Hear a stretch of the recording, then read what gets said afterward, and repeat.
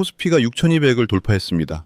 1년 만에 76%나 올랐는데 이게 정상입니까? 이거 혹시 버블일까요? 2026년 2월 코스피 지수가 장중 6200선을 돌파했습니다. 대한민국 자본시장 역사상 단 한 번도 경험하지 못한 미지의 영역에 진입한 겁니다. 불과 1년 전만 해도 3500이었어요. 그런데 지금 6200입니다. 76% 폭등이에요. 4000에서 5000 가는데 3달이 걸렸습니다. 그런데 5000에서 6000은요, 한 달이 채 걸리지 않았어요. 속도가 점점 빨라지고 있습니다. 그런데 더 충격적인 사실이 있습니다. 노무라 증권은 올해 상반기 코스피가 8000까지 갈 수 있다고 전망했습니다. 하나증권은 7900을 제시했고요. 그런데 대신증권 같은 곳은 여전히 5800을 고수하고 있어요. 무려 2000포인트가 넘는 엄청난 괴리입니다. 최고의 증권사들이 왜 이렇게 극단적으로 의견이 갈리는 걸까요? 누군가는 심각하게 틀리고 있다는 뜻입니다. 과연 누가 틀린 걸까요? 이 영상에서는 코스피 6200 폭등의 진짜 원인을 알아보고 상승 시나리오와 하락 시나리오를 낱낱이 파헤칩니다. 자, 앞서 우리는 코스피가 1년 만에 76%나 폭등했다는 충격적인 사실과 마주했습니다. 그런데요, 삼성전자와 SK하이닉스 이 두 기업을 빼고 코스피 지수를 계산해보면 어떻게 될까요? 놀라지 마세요. 코스피의 실질적 위치는 여전히 과거 박스권 상단 수준을 크게 벗어나지 못합니다. 지금 삼성전자와 SK하이닉스의 합산 시가총액만 1900조 원을 넘어섰어요. 코스피 6200 기준 전체 시가총액이 대략 5000조 원 안팎인데 단 두 개의 기업이 코스피 전체 판의 무려 38%에서 40% 가까이를 집어삼키고 있는 겁니다. 코스피에 상장된 회사가 800개가 훌쩍 넘는데 그중 단 두 개의 회사가 대한민국 전체 주식시장 몸집의 40%를 차지한다? 이건 정상적인 대세 상승장이 아니라 역사상 유례없는 극단적 반도체 쏠림 현상이라는 완벽한 증거입니다. 지수는 6200을 뚫고 우주로 가는데 내 계좌에 있는 웬만한 종목들은 왜 마이너스인지 그 서늘한 이유가 바로 이 40%라는 기형적인 숫자에 숨어 있는 겁니다. 올해 1월부터 2월까지 코스피 종목 중 상승한 건 약 70% 정도입니다. 그 말은 나머지 30%에 들어간 분들은 지수가 사상 최고치를 찍는 동안 오히려 마이너스를 보고 계신다는 뜻이에요. 그런데 여기서 더 흥미로운 현상이 있습니다. 지금 대한민국 거시경제의 또 다른 축인 부동산 시장에서 거대한 지각 변동이 일어나고 있어요. 2026년 서울 아파트 입주 물량은 전년 대비 약 48%나 급감했습니다. 과거의 공식대로라면 이런 공급 절벽은 폭발적인 매수 심리와 묻지마 폭등으로 이어져야 정상이에요. 그런데 지금 부동산 시장의 거래량은 눈에 띄게 감소하고 있고 지방을 중심으로는 미분양 아파트가 6만 건을 넘어서고 있습니다. 도대체 무슨 일이 벌어지고 있는 걸까요? 부동산에 묶여있던 자본이 역사적 프리미엄을 인정받기 시작한 주식시장으로 대거 엑소더스를 감행하고 있는 겁니다. 과거 자산 운용의 유일한 정답이었던 아파트 갭 투자는 고금리 장기화와 각종 세금 부담으로 매력이 현저히 떨어졌어요. 반면 코스피 시장은 밸류업 프로그램과 폭발적인 기업 실적을 바탕으로 전에 없던 수익률을 제공하고 있습니다. 이재명 대통령도 간담회에서 부동산에 묶여있던 자금이 생산적 자본시장으로 흘러가는 상황을 매우 긍정적 현상으로 평가했습니다. 이건 일본이 잃어버린 30년을 극복하는 과정에서 대중의 인식이 부동산은 사는 것에서 사는 곳으로 바뀌었던 패러다임 전환과 정확히 일치해요. 부동산에서 이탈한 막대한 가계 자본은 증시 대기 자금으로 쌓이며 7천 시대를 향한 거대한 땔감 역할을 하고 있습니다. 그러면 개미들의 묻지마 베팅만으로 이 무거운 코스피가 6천을 뚫었을까요? 아닙니다. 개인 투자자들의 자금만으로는 이 엄청난 랠리를 설명할 수 없어요. 1년 만에 코스피를 3,000포인트 이상 끌어올린 진짜 주체는 따로 있습니다. 철저히 정부 정책에 동조화된 연기금의 거대한 포트폴리오 재편과 외국인 자금의 구조적 유입이 합작품을 만들어낸 겁니다. 첫 번째 고래는 WGBI입니다. 세계국채지수라고 하는데요. 2026년 4월부터 한국이 이 지수에 본격 편입됩니다. 여기서 본격적인 자금 유입은 4월부터인데 왜 벌써 주가를 끌어올리는 고래라고 부르는 거지? 라고 생각하시는 분들 계실 겁니다. 아주 예리한 지적이신데요. 주식시장의 핵심 원리인 선반영을 떠올려 보시면 답이 나옵니다. 4월이 되면 전 세계 연기금과 국부펀드들은 세계 국채지수를 추종하기 위해 약 500억에서 600억 달러, 우리 돈 65조에서 80조 원 규모의 한국 국채를 의무적으로 사야 합니다. 글로벌 스마트머니들은 4월에 이 거대한 패시브 자금이 기계적으로 쏟아져 들어올 것을 뻔히 알고 있습니다. 그래서 남들보다 한 발 앞서서 바로 지금 한국 시장에 미리 베팅을 하고 있는 겁니다. 게다가 봄이 되면 막대한 달러가 쏟아져 들어올 게 확실시되니까 선제적으로 국내 채권 시장과 외환 시장의 기반이 단단해지고 환율 변동성 리스크가 줄어듭니다. 뱅크 오브 아메리카의 분석에 따르면은 미래에 벌어질 이 환율 안정에 대한 확신이 역설적으로 지금 당장 외국인들의 한국 주식 롱 베팅 매력도를 극대화시키는 강력한 선제적 상승 동력으로 작용하고 있는 겁니다. 아직 들어오지도 않은 돈이 그 기대감만으로도 현재의 시장을 밀어올리는 거대한 지렛대 역할을 하고 있는 셈이죠. 두 번째 고래는 국민연금입니다. 2026년 국민연금은 해외 주식 목표 비중을 38.9%에서 37.2%로 1.7%포인트 낮췄어요. 숫자가 작아 보이시나요? 천만에요. 이 결정 하나로 시장에서 순달러 수요가 170억에서 200억 달러까지 줄어듭니다. 이게 뭘 의미하냐면요. 매달 우리 월급에서 떼어간 연금 보험료가 해외로 나가지 않고 국내 증시에 투입될 실탄을 확보했다는 뜻이에요. 왜 이런 결정을 내렸을까요? 기금운용위원회는 환율 조달 부담과 국내 증시의 수익률 상승을 근거로 들었습니다. 쉽게 말해서 이제 해외 주식 사려고 달러로 환전하는 비용이 부담스럽고 어차피 한국 주식이 더 잘 나가니까 굳이 해외로 돈을 보낼 이유가 없어진 거예요. 기관 자금이 국내 증시의 안전판을 넘어 상승의 주도 세력으로 나선 겁니다. 세 번째 고래는 정부의 RIA 제도입니다. 국내 주식시장 복귀 계좌라고 하는데요.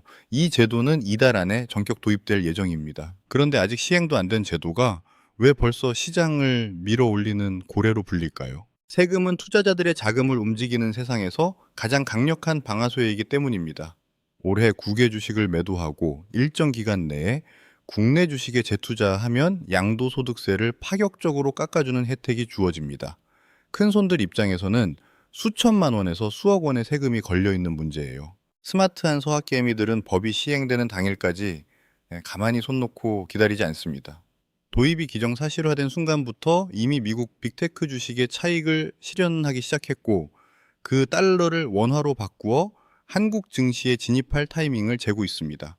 즉 과거 해외 증시로 유출됐던 거대 자본을 자국 자본 시장으로 강제 회귀시키는 정책적 블랙홀의 인력이 법 시행 전인 지금부터 이미 강력하게 작동하며 증시 주변의 대기 자금으로 맹렬하게 쌓이고 있는 셈입니다.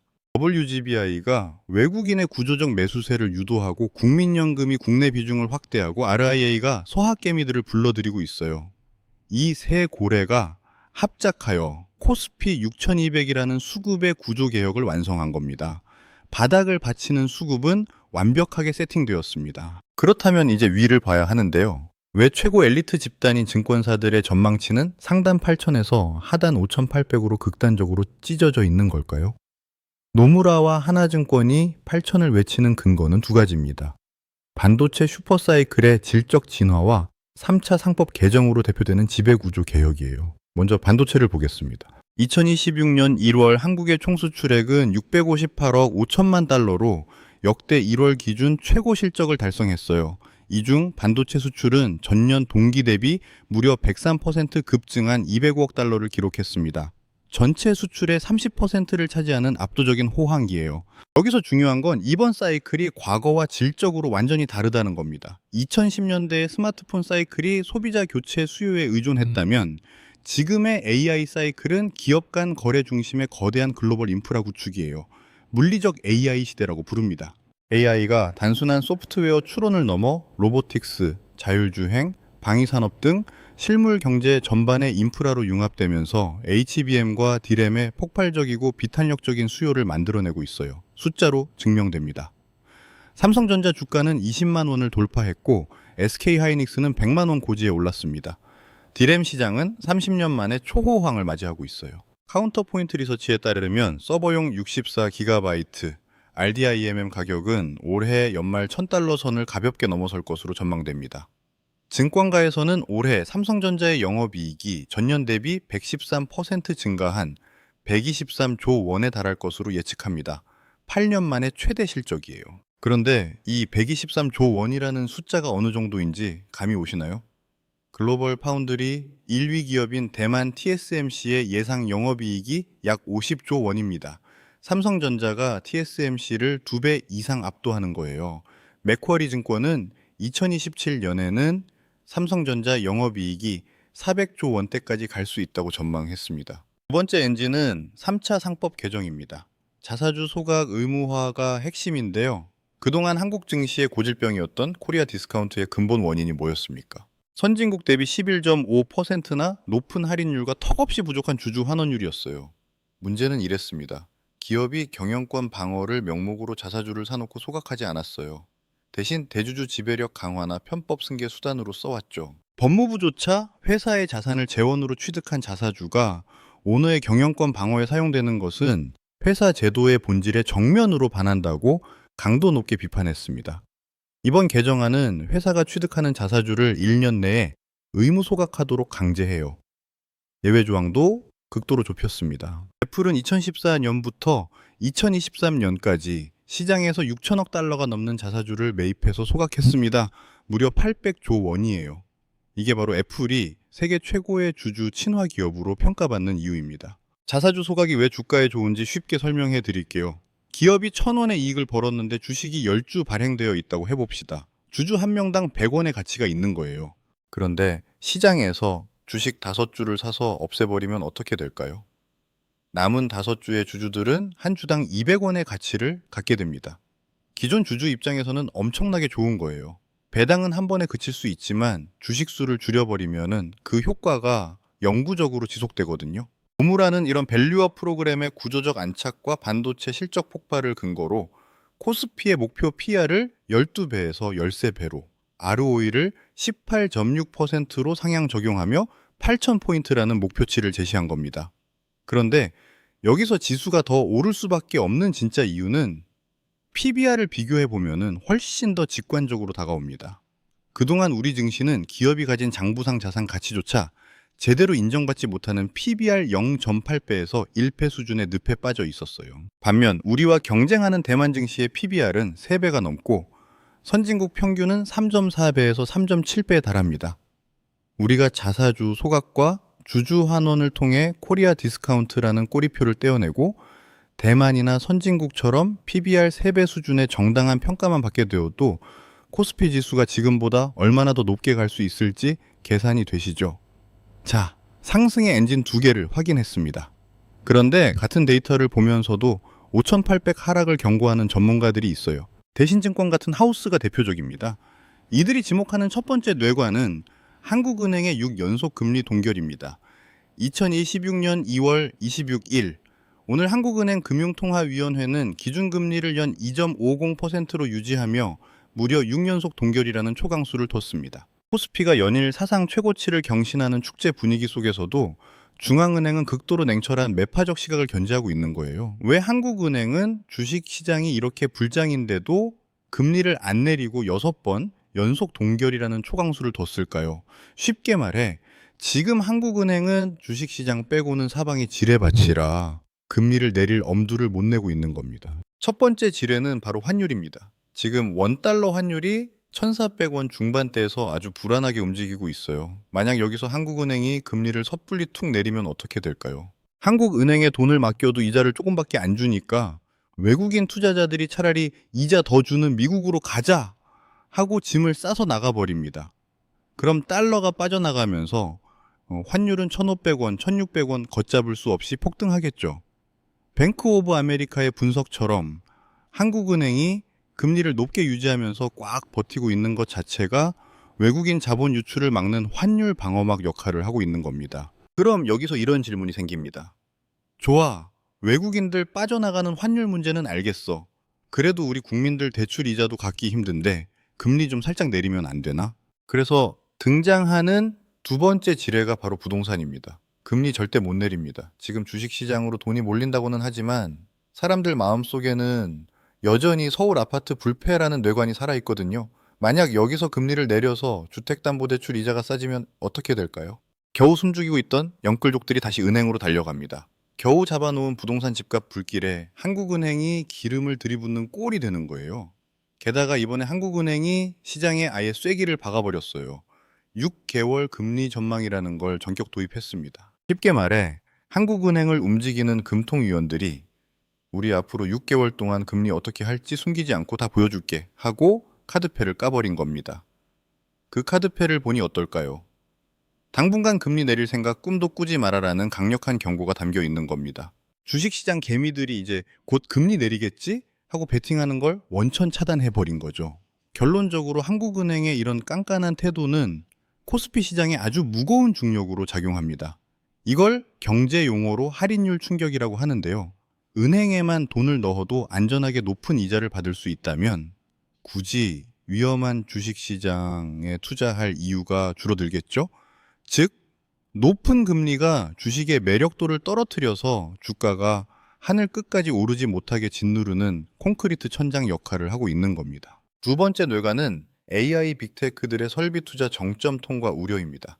만약 하이퍼스케일러 기업들의 AI 인프라 투자가 과열됐다는 인식이 퍼지면 어떻게 될까요? HBM 수요가 단 한 분기라도 꺾이는 지표가 나타나면 삼성전자와 SK하이닉스의 시총 비중이 워낙 크기 때문에 코스피 지수가 순식간에 5,000대 중반으로 끌려 내려갈 수 있어요. 반도체에 너무 많이 의존하는 지수 구조가 양날의 검이 되는 겁니다. 상승의 엔진도 하락의 브레이크도 팽팽하게 맞서고 있습니다. 이 두 힘이 정면 충돌하면은 시장은 폭발할까요? 아니면 완전히 다른 기형적인 괴물을 만들어낼까요? 자, 8,000을 외치는 상승론과 5,800을 경고하는 하락론이 팽팽하게 맞서고 있습니다. 그런데 여기서 우리가 주목해야 할 제3의 시나리오가 있어요. 가장 현실적이면서도 동시에 가장 끔찍한 시나리오입니다. 바로 보합 속 극단적 양극화예요. 이게 무슨 말이냐면요. 한국은행의 매파적 스탠스가 지수의 오버슈팅인 8,000을 억제하고 WGBI 수급이 하반기인 5,800을 방어하는 팽팽한 균형 상태가 만들어지는 겁니다. 지수는 6,000대에서 7,000대 초반 사이를 오가며 크게 움직이지 않아요. 하지만 이 안에서 자본은 블랙홀처럼 이동합니다. 삼성전자, SK하이닉스와 지배구조 우량주인 금융주, 지주사만 끝없이 오르고요. 밸류업 프로그램 밖에 소외주는 철저히 붕괴해요. 정부가 코스닥 등 중소형주 시장으로의 낙수 효과를 유도하기 위해 다각도의 정책을 펴고 있지만 자본은 냉혹하게도 수익성과 주주 환원을 동시에 증명하는 극소수의 기업으로만 빨려 들어가고 있습니다. 결국 지수는 역사적 고점을 경신하며 축포를 쏘아 올리지만 개인 투자자 계좌의 절반 이상은 오히려 마이너스를 기록하는 피눈물. 나는 지수와 개인 수익률의 디커플링 현상이 벌어져요. 이게 바로 증권사들의 전망치가 2,000포인트나 찢어진 진짜 이유입니다. 자, 세 가지 시나리오를 모두 점검했습니다. 이제 이 시나리오들의 승패를 가를 핵심 변수들을 살펴볼 차례예요. 시장이 7,000선이라는 미지의 우주로 나아가기 위해서는 세 가지 치명적인 꼬리 위험을 반드시 통과해야 합니다. 첫 번째 꼬리 위험은 환율 1,450원 임계점입니다. WGBI 편입 효과로 환율이 안정되고 있다고 했지만 만약 글로벌 지정학적 위기나 미국의 예기치 못한 인플레이션 반등으로 강달러 기조가 심화되면 어떻게 될까요? 원달러 환율이 1,450원을 돌파하는 순간 환차손을 우려한 외국인 패시브 자금이 일시에 기계적인 매도 폭탄을 쏟아낼 수 있어요. 이건 하락 시나리오의 트리거입니다. 두 번째 꼬리 위험은 자사주 의무 소각법의 정치적 후퇴입니다. 3차 상법 개정안이 재계의 강력한 반발이나 정치적 거래로 누더기가 되면 어떻게 될까요? 경영계는 포이즌필이나 차등의결권 같은 대체 방어 수단 없이 자사주 소각을 강제하는 것에 강하게 반발하고 있어요. 만약 예외 조항이 대거 추가되거나 유예된다면 코리아 프리미엄 논리가 근본적으로 파괴됩니다. 외국인 자금의 대규모 엑소더스를 부르는 가장 치명적인 리스크예요. 이건 상승 시나리오 붕괴의 트리거입니다. 세 번째 꼬리 위험은 대만과의 양안 리스크 경쟁입니다. 대만 가건지수도 35,400선을 돌파하며 1년 전 대비 51% 상승하는 역사적 고점을 경신하고 있어요. 만약 중국의 대만 포위 훈련 등 양안 지정학적 리스크가 고조되면 아시아 기술주 펀드 전체에서 자금이 유출되는 시스템 리스크가 발생할 수 있습니다. 하지만 반대로 한국 반도체가 반사이익을 얻는 기회가 될 수도 있어요. 안정적인 전력망 확보와 밸류에이션 매력도 측면에서 글로벌 자금이 대만 대신 코스피 대형주의 안전판 프리미엄을 부여하기 시작했기 때문이에요. 양날의 검인 셈이죠. 여기에 더해 한 가지 더 주의해야 할 리스크가 있습니다. 대형주 쏠림 심화와 ETF 시장의 연쇄 붕괴 가능성이에요. 시가총액 상위 몇 개 종목의 지수 상승의 90% 이상에 의존하는 기형적 구조 속에서 단일 종목, 레버리지, ETF에 몰린 비투 자금이 반대 매매 요건에 도달할 경우 기초자산 주가를 기계적으로 끌어내리는 연쇄 청산 붕괴가 발생할 수 있습니다. 자, 시나리오와 변수를 모두 점검했습니다. 이제 가장 중요한 질문에 답할 차례예요. 이 초양극화 시대에 우리는 어떻게 해야 살아남을 수 있을까요? 첫째, 과거 박스피 시절의 DNA를 폐기하십시오. 지수 떨어지면은 사고 오르면은 파는 역추세 매매와 2배 레버리지 비투를 즉각 멈추셔야 합니다. 한국은행의 정교한 금리 스탠스와 WGBI, 국민연금발 막대한 패시브 자금의 결합은 시장을 도박판이 아닌 철저한 실적 기반의 장기적 계단식 상승장으로 이끌고 있어요. 이광수 명지대 교수님이 강조하신 말씀이 있습니다. 투자는 가격에 하는 게 아니라 가치에 하는 거예요. 이렇게 많이 올랐는데 해도 되냐고요? 기준을 과거에 놓지 마십시오. 투자는 미래를 하는 겁니다. 앞으로 더 오를 수 있으면 해야 해요. 빠질 때 팔면 됩니다. 주식 투자의 가장 큰 장점이 뭡니까? 언제나 사고 팔 수 있다는 거예요. 둘째, 시장 방향성을 맞추려는 도박을 버리십시오. 8,000 갈까요? 5,800 갈까요? 이 질문 자체가 틀렸습니다. 어디로 가든 살아남는 포트폴리오를 짜야 해요. 자본을 극도로 압축하세요. AI 반도체 핵심 가치 사슬과 상법 개정으로 자사주 소각이 강제되는 지배구조, 우량, 저PBR주 단 2가지 섹터로만 압축해야 3가지 시나리오 중 어디로 튀어도 살아남을 수 있습니다. 노무라 증권이 주목하라고 한 섹터를 정리해 드릴게요. HBM 반도체, AI 전력 인프라를 위한 전력 설비와 원자력, ESS, 실적이 개선되고 지정학적 수혜를 받는 방산주, 그리고 K 콘텐츠예요. 금융주 같은 것도 뭐 가파르게 상승하고 있고 현대자동차 주가 상승률이 최근 3개월 동안 100%가 넘습니다. 반도체만 오르는 게 아니에요. 전반적으로 증시가 오르고 있지만 그 안에서도 확실한 승자 그룹이 있다는 겁니다. 셋째, 개인 투자자가 한국 주식을 산다고 꼭지라는 옛날 공식을 버리십시오. 지금 한국 국민들이 한국 주식에 신뢰를 갖고 사기 시작했어요. 고객 예탁금이 2년 전에 비해 2배 가까이 뛰어서 2026년 1월에 100조 원을 넘었습니다. 반면 일반 은행 요구 예금은 1월 한 달 동안 22조 원이나 줄었어요. 퇴직연금에서도 실적 배당형 상품 비중이 점점 늘어나고 있고요. 과거의 문법으로 개인이 살 때가 꼭지다라고 해석하면 안 됩니다. 외국인이요. 돈 벌면 다 나가요. 기관도 똑같아요. 하지만 한국 국민들이 신뢰를 갖고 장기 투자하기 시작한다면은 이건 완전히 다른 시장이 열리는 겁니다. 미국 주식을 팔고 들어오는 돈, 부동산을 팔고 들어오는 돈이 엄청날 수 있어요. 넷째, 빚내서 투자하는 건 조심하셔야 합니다. 투자의 원칙은 장기 투자거든요. 대출을 하면 장기 투자가 안 돼요. 매일 주식을 보고 매 초마다 확인하게 됩니다. 심리적으로 흔들리면 오히려 수익률이 낮아져요. 결국 지금의 코스피는 버블의 끝자락일까요? 아니면 진정한 자본주의의 정상화일까요? 우리는 오늘 아주 긴 여정을 함께 했습니다. 코스피 6200은 버블이라는 공포를 데이터로 분석하는 것에서 시작해 지수를 밀어 올린 3마리 고래의 정체를 추적했고요. 8000 상승론의 2개 엔진과 5800 하락론의 2개 브레이크를 정면으로 충돌시켜 봤습니다. 그리고 가장 현실적인 제3의 시나리오인 초양극화의 실체까지 파헤쳤어요.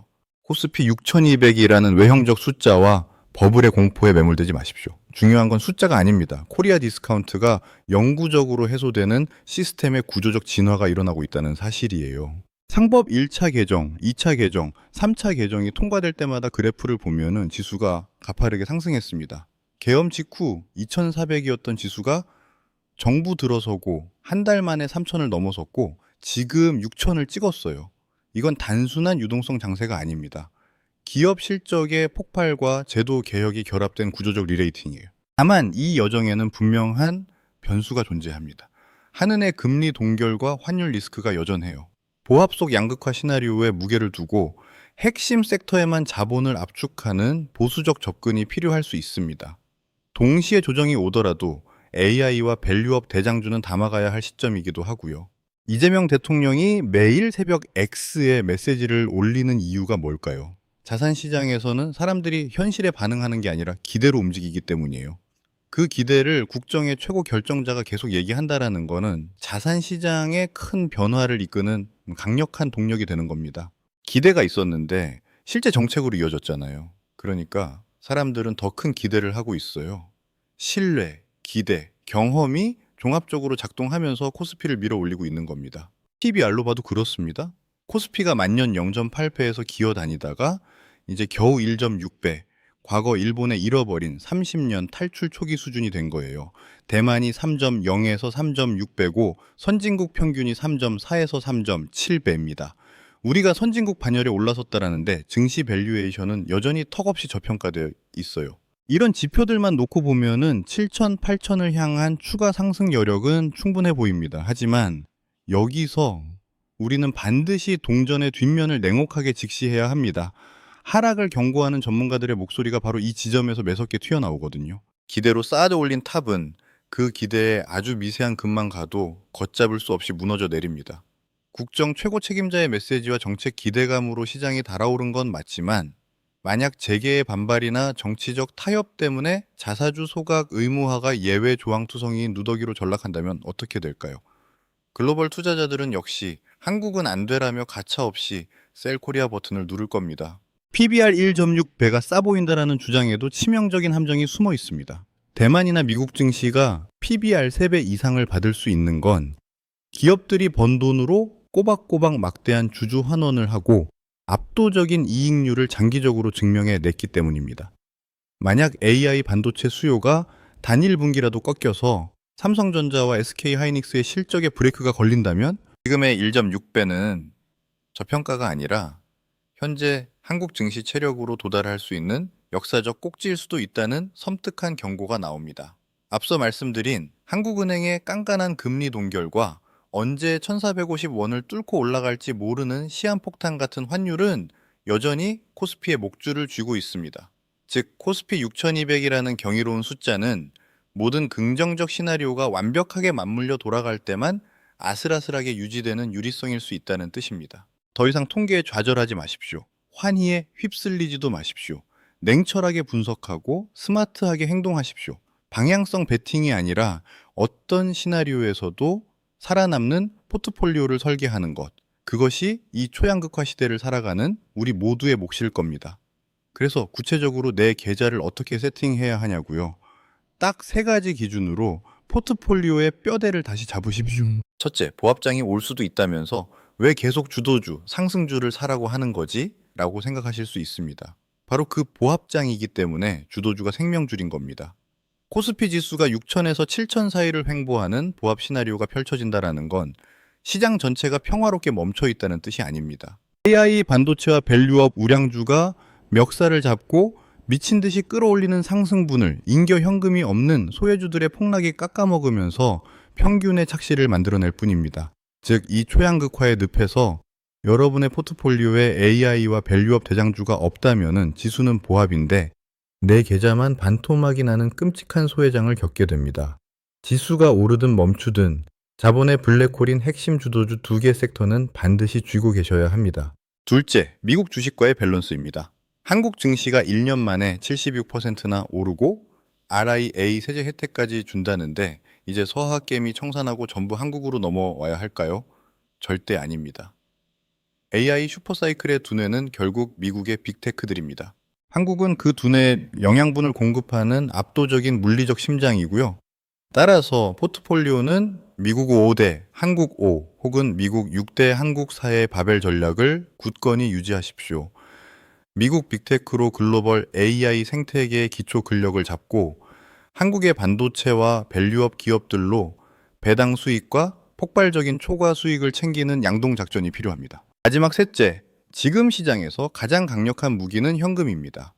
코스피 6200은 분명 매력적이지만 앞서 말씀드린 1450원 환율 돌파나 자사주, 소각법 후퇴 같은 꼬리 위험이 터질 경우 시장은 언제든 발작을 일으킬 수 있습니다. 지금 전체 자산의 20%에서 30% 정도의 현금을 쥐고 있는 건 시장에서 도망치는 게 아닙니다. 시장이 거시경제 변수로 인해 일시적인 패닉셀링을 던질 때 가장 우량한 기업을 가장 싼 가격에 주워 담기 위해 장전해둔 저격수의 총알입니다. 현금도 지금은 훌륭한 투자 종목입니다.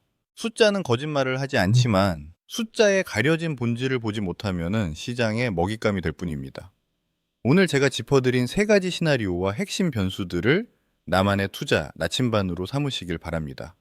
영상이 유익하셨다면 구독과 좋아요 부탁드립니다. 영상 제작에 큰 힘이 됩니다.